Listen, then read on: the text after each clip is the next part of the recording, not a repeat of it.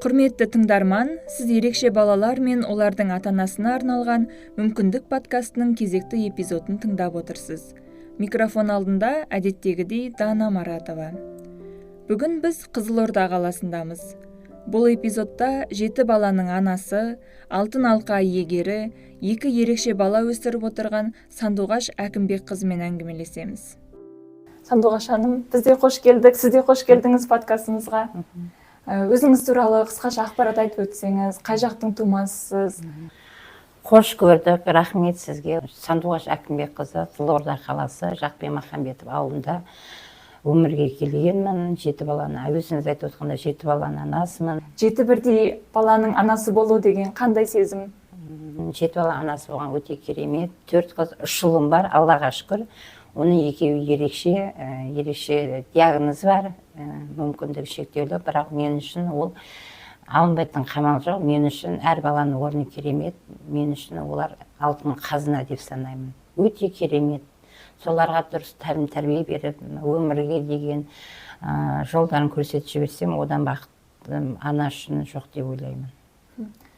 Балаларыңыздың ерекше диагнозы туралы өмірге келмей тұрып білдіңіз бе, әлде өмірге келгеннен кейін байқадыңыз ба?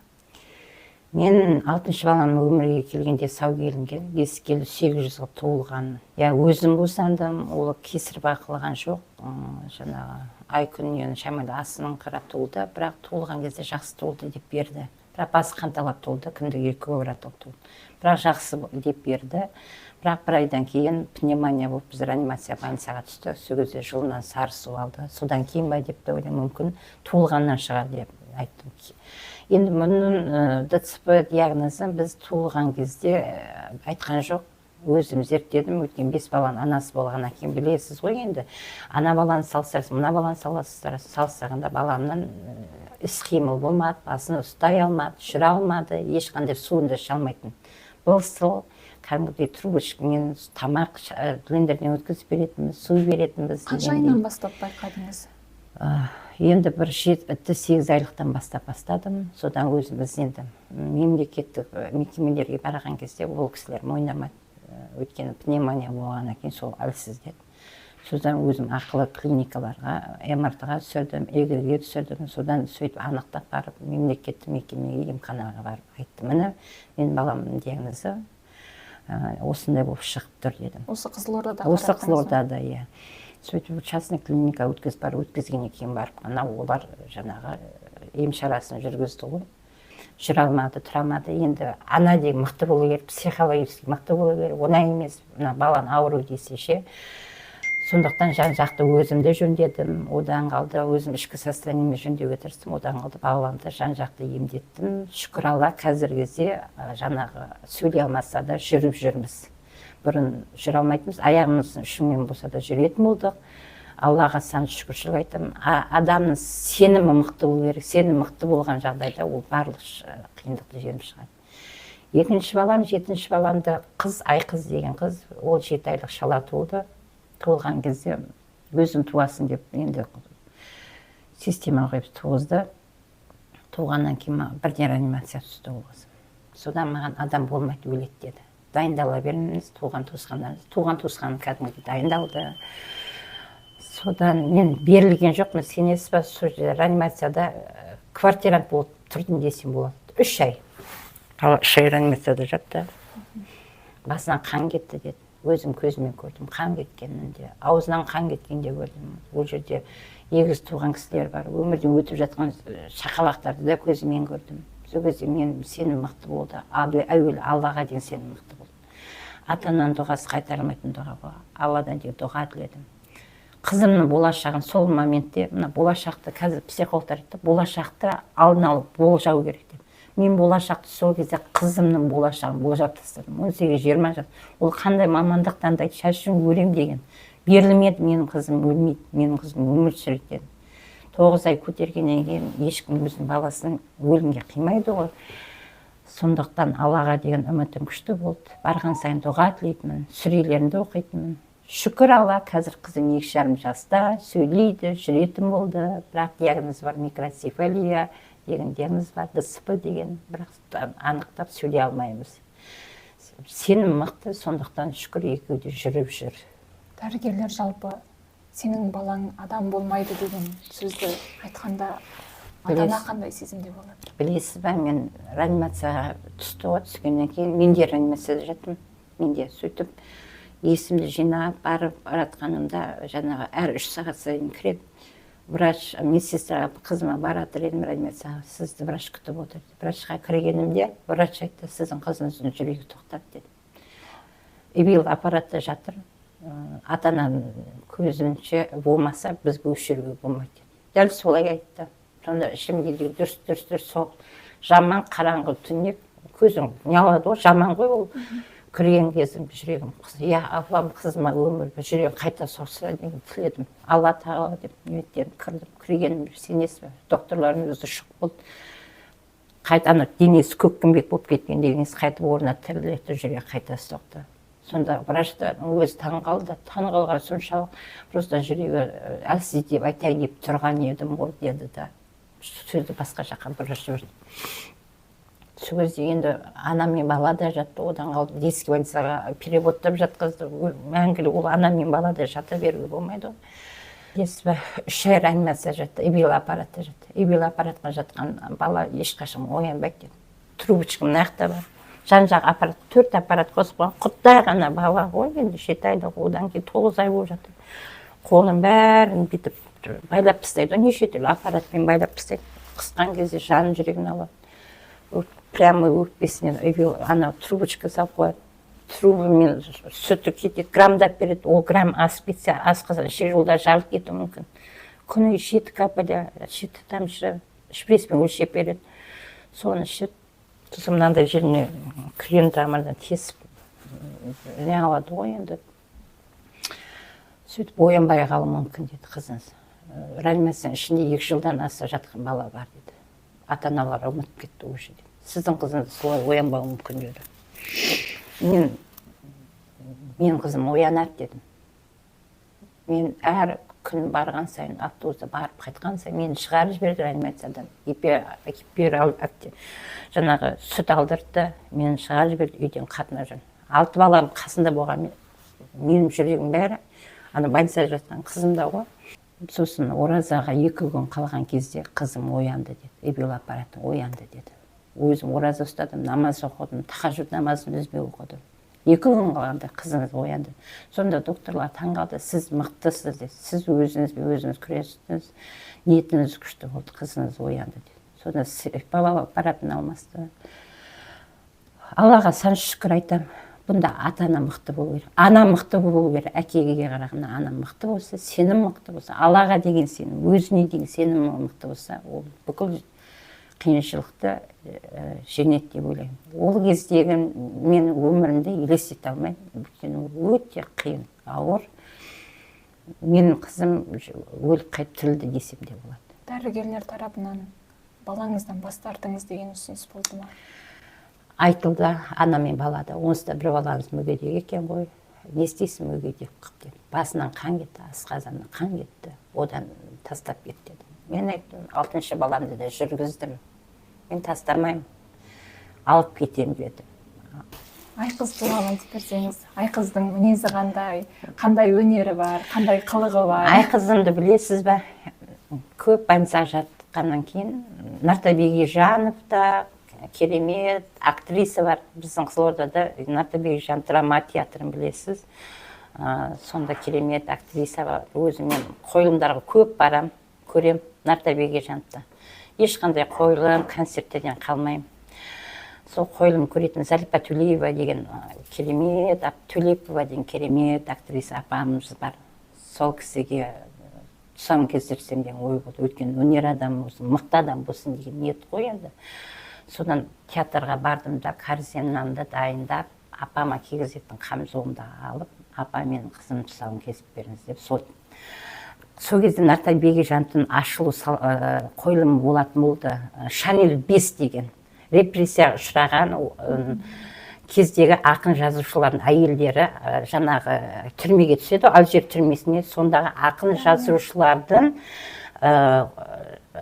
әйелдерінің өмірі, балаларының өмірі туралы қойылым. сол сахна жасалып жатыр, қойылым ашылайын жатыр. Соны бір күн бұрын барып, дәл сол сахнада менің қызымды кестірттім.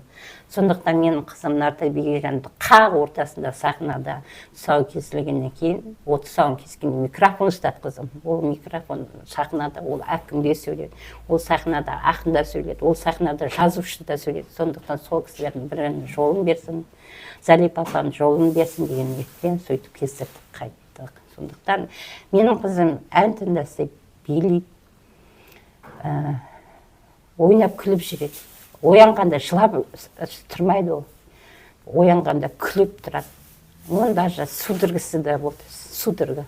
2 мезгіл судорогың дәрісін берсең, тоқтамайды деді. Білесіз ба, оның бәрі кетті. Алланың құдіреті шексіз. Аллаға ғана тапсырдым. Оның бәрі кетті. Қызым өте керемет жан бұл өсетіне сенемін. Театрға қойылым көруге барғанда жыламай жүрдім балдар сияқты. Ол беріліп көреді. Кәдімгідей 1,5-2 сағат сол қойылымда аяғына дейін көреді. Сондықтан менің балаларым мықты, өте білімді. Аллаға сан шүкіршілік айтамын. Отбасыңыздың мен басқа мүшелерінің тарапынан ерекше 2 балаға қандай қолдау көрсетілді? Олар қалай қабылдады? Біздің үйде бәрі жақсы қабылдайды. Күйеуім өте керемет адам. Балаларын жақсы көреді, еркелетеді, бетіне сүйеді. Балалардың бәрі жақсы көреді, бір-біріне қамқор. Үлкендердің бәрі бір-біріне. Көп балалы болғаны, отбасы көп балалы болған бір жақсы. Бауырмашылығы бір-бірін. Біреуін ұрсаң, бір-бірін жақтап алады. Сондықтан жақсы қабылдайды, бәрі жақсы көреді. Қолдау жақсы, шүкір Алла. Әдетте ерекше баласы бар ата-аналардың кейбірі дейік, қоғамнан оқшауланып қалады. Баласындағы қоғамнан оқшалауға тырысады. Сіздің осылай үлкен сахнаға шығарып, тұсауын кестіріп, үлкен орталарға алып жүретін батылдығыңызға ерекше ризамыз. Мұндай шабытты қайдан алдыңыз? Шабытты мен кітап көп оқимын, әдеби кітаптар көп оқимын, қойылымдар көп көремін. Енді өзім сияқты мықты аналарды көруге болады, сондықтан сол жақтан мотивация аламын. Солай өлмеуге тырысамын. Балаларымды тықпаймын. Алматыға барсам да, Астана барсам да, ойын сауықтарға апарамын, театрға апарамын. Өйткені бала көру керек, өсу керек, жану керек. Көріп барып бала қоғамға үйренеді деп ойлаймын. Солай ерекше балалар бір бағытқа түсіріп жіберсе, ол бір сол бағытты алып кетеді деп сенемін. Сенім мықты болу керек қой. Ерекше ата-анасы өзінің баласына қоғамға бейімделуді қалай үйрету керек? Қоғамға үйрету үшін үйде қамап ұстамау керек. Көпшілік жерге көп жүру керек. Сосын балам жүрмейді екен деп коляскаға тығудың қажеті жоқ. Мен балам жүрмесе де, сенесіз бе, Алматыдан ана жерден басқа алыс жер болса жаяу жүргізетін кәдімгідей баламды.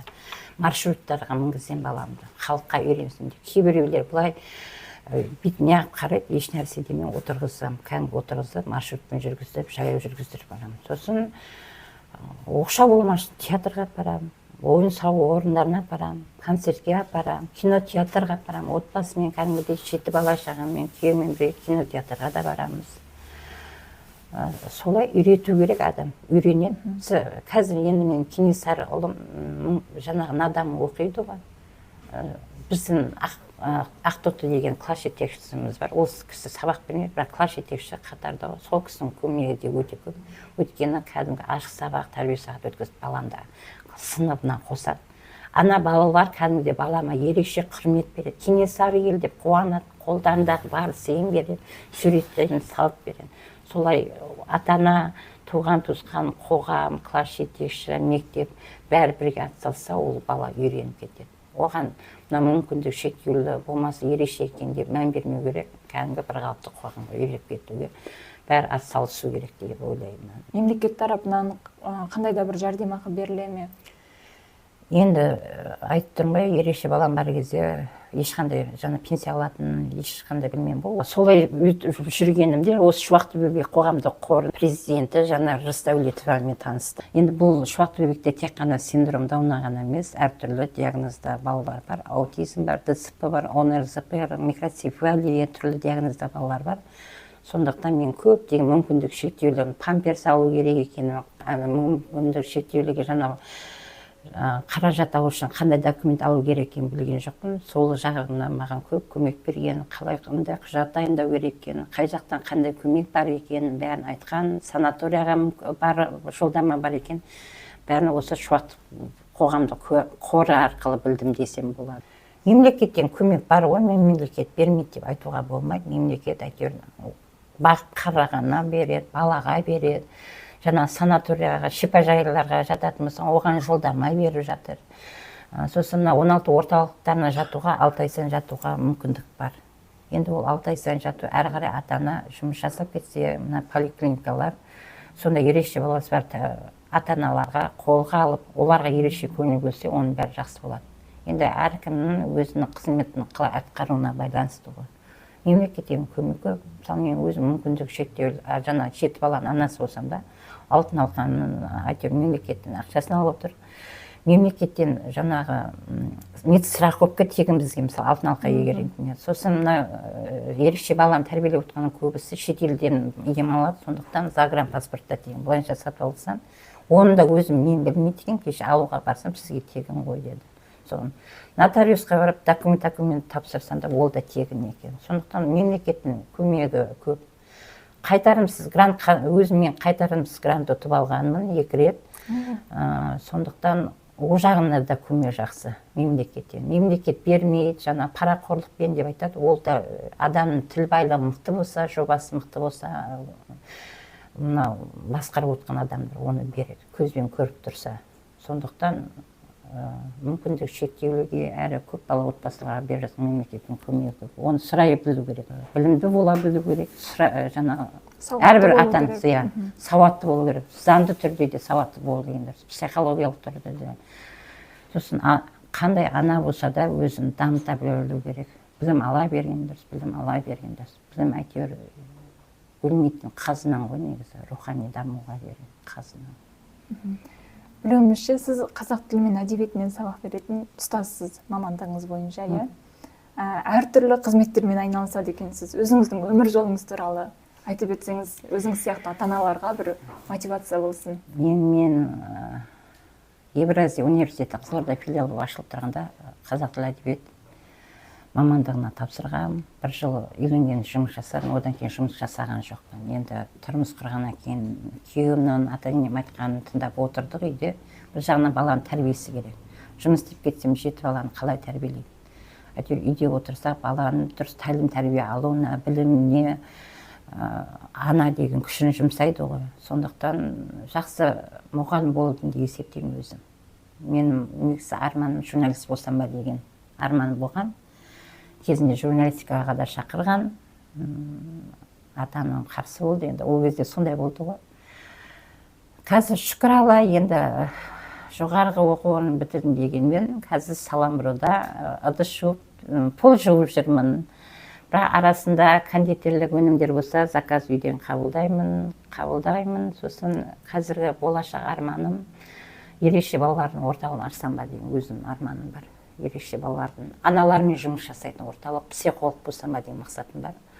Енді Саламбұруда жұмыс істеп жүргенім сол күнделікті ақшамды жинап, мықты психолог, психотерапевт болсам, соның оқуына ақша жинап жатырмын. Үйде отырған ауылдық жерде білесіз ғой, енді көптеген аналар, көзі ашық емес, түрлі жағдай бар. Сол кісілерді сол жерден алып шықсам, азық берсем, рухани азық берсем, ерекше баланы тәрбиелеп отқан аналарға психологиялық қолдау берсем, оларды да емдету керек. Тек ерекше балаға ғана көңіл бөлінген ғой. Ерекше баланы 16 орталығында емдейді 21 күн. Үйіне барғаннан кейін ол ана алып кетпейді, ол баланы емдетпейді, қалып қояды. Кейбіреу ақшасына байланысты.